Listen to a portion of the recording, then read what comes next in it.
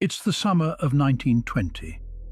You're a clerk in Boston, you earn a few dollars a week, and a man has just promised to double your money in 90 days. Not a bank, not the stock market, him.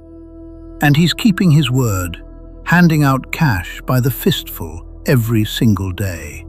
Within months, 40,000 people will hand him their savings, and his name will become a permanent word in the English language for a lie. This is how the most seductive scheme in financial history actually worked, and how to recognize it when it comes for you. His name is Carlo Ponzi. 17 years earlier, in 1903, he stepped off a ship from Italy with $2.50 in his pocket. He'd gambled away the rest of his savings on the voyage over. He spoke almost no English. He had nothing, except an absolute certainty that he was meant to be rich. For years, America offered him only closed doors. He washed dishes and got fired for skimming change. In Montreal, he forged a check and went to prison. Released, he smuggled Italian immigrants across the US border. Caught again. More prison. By 1919, he was nearly 40, broke and out of time.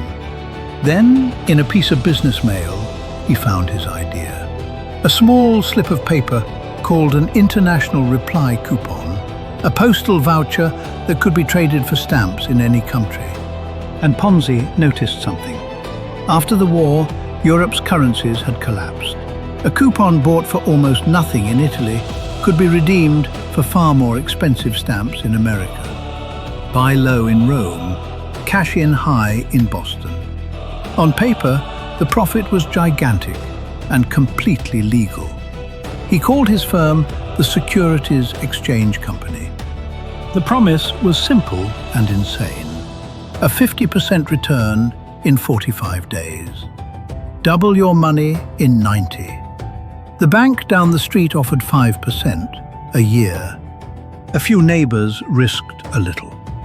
45 days later, Ponzi paid every cent back, plus the 50% in clean cash. They told their friends told everyone. Word moved through the city like fire through dry grass. Police officers, priests, widows, even reporters lined the streets outside his office, cash in their fists, begging him to take their money.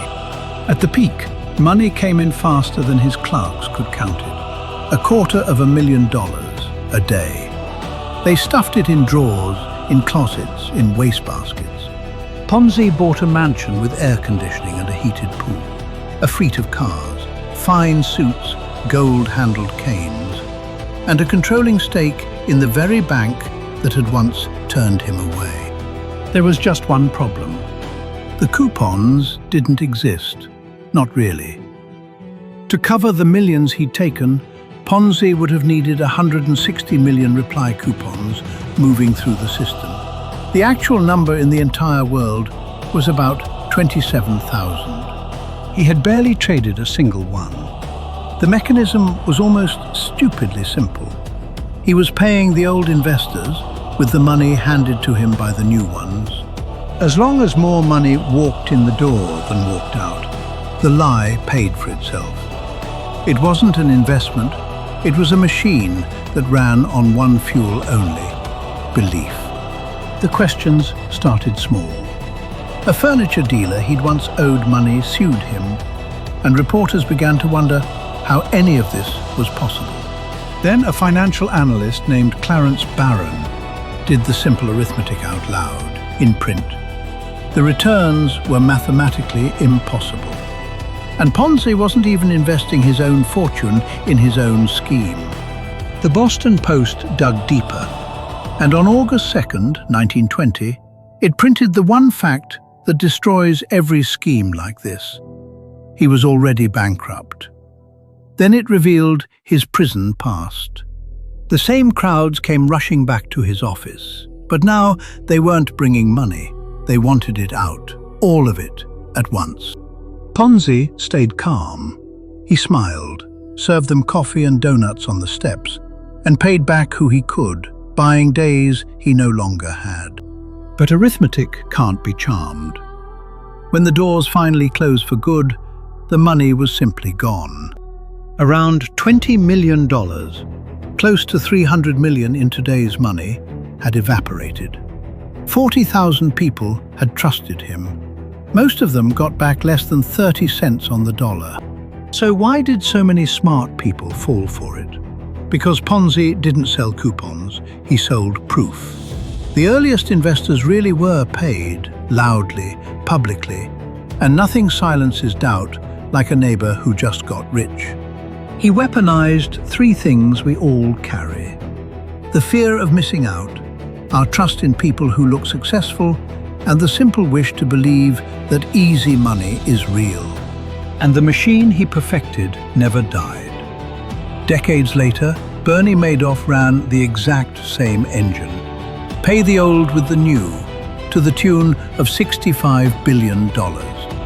Today it wears new costumes, crypto-guaranteed yields, rug pulls, miracle trading bots. So here's what every Ponzi scheme shares, your red flags. 1. Returns that are high and suspiciously consistent. 2. Pressure to reinvest instead of cashing out. 3. A vague secret method nobody can quite explain. And 4. The profits only ever come from new people joining. Charles Ponzi was deported, drifted through more failed schemes, and died in a charity ward in Brazil in 1949. With $75 to his name, he died broke. But the lie he built is still working. Because every fortune tells a story. Some of them are lies, and the ones the textbooks skip are the ones that repeat. Subscribe and learn to spot the next one before it finds you.